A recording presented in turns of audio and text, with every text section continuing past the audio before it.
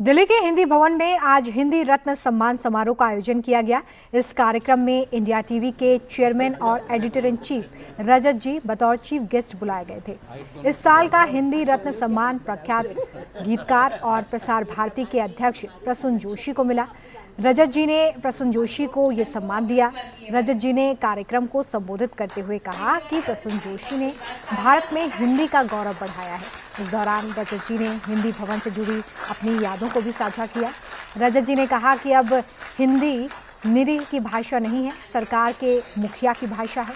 आज हिंदी बहुत सशक्त है, मजबूत है और इसका एक प्रत्यक्ष प्रमाण ये है कि आज हिंदी न्यूज़ चैनल की व्यूअरशिप अंग्रेजी न्यूज़ चैनल से 140% ज्यादा है।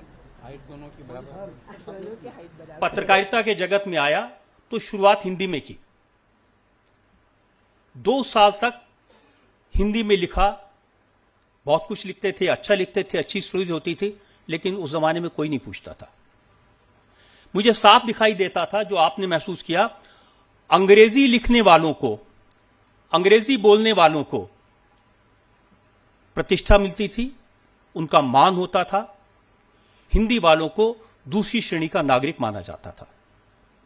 मैंने चुनौती को स्वीकार किया।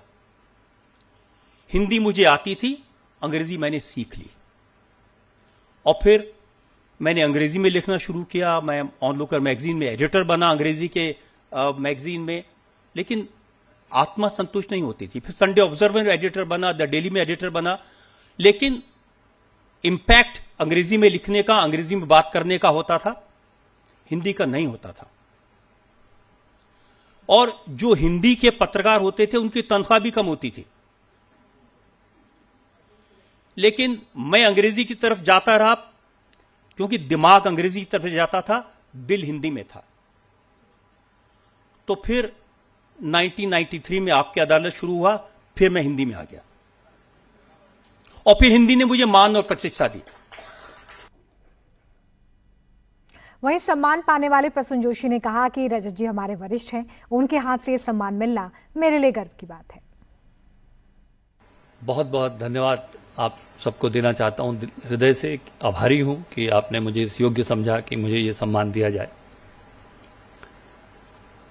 आदरणीय रजत जी हैं, मेरे वरिष्ठ हैं, प्रिय हैं, उनके हाथों से ये सम्मान मिलना एक अलग उसकी अनुभूति है।